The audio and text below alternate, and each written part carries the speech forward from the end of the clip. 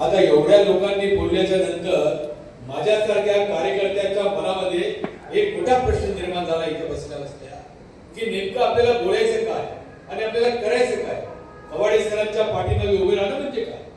मला वाटतं ईश्वरभाई, मिलिंदभाई, मला वाटतंय खरंच या माई माऊलीला श्रद्धांजली द्यायची असेल तर जे वातावरण एकंदरीत या महाराष्ट्रामध्ये आहे की माई माऊली सतत 26 तारखी सरांच्या पाठीमागे उभं राहून अनेक वेळेस मला वाटते तानसेनबाईंना, अनेक मान्यवर मंडळींना त्या माई माऊलीने अनेक वेळेस सांगितलं असावं की कुठेतरी हा समाज एकत्रित आला पाहिजे.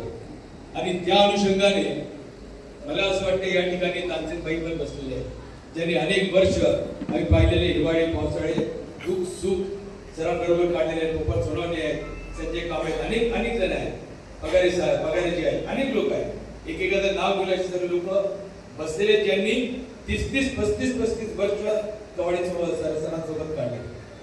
मला वाटतं मित्र अतिशयोक्ती होईल, पटेल नाही पटेल मला माहित नाही, या माई माऊलीला खरी श्रद्धांजली द्यायची असेल आणि जे वक्ते प्रत्येक वेळेस या व्यासपीठावरती येऊन बोलून गेले की सरांच्या पाठीमागे आपण ठामपणे अशा परिस्थितीत उभं राहिलं पाहिजे, तेव्हा खरंच शब्दाला जागा. फक्त श्रद्धांजली सभा आहे म्हणून या व्यासपीठावरती बोलायचं आहे म्हणून बोलून जाऊ नका. तर खरंच जर मनापासून श्रद्धांजली अर्पण करायची असेल तर प्राध्यापक सरांबरोबर सुखा दुःखामध्ये तुम्ही जे दिवस काढले, माझ्यासारखा कार्यकर्ता पण त्याच्यामध्ये आहे आणि नंतर तुम्ही जी भूमिका घेतली आयुष्यामध्ये त्या भूमिकेला एक का एवढूसा देखील विरोध कधी प्राध्यापक कवाडे सरांनी केला नाही आणि या माई माऊलींनी केला नाही की ते करतात त्याला करू द्या. असे आपण सर्व परिवारातील लोक योगायोगाने आज आपण इथे जमलेलो.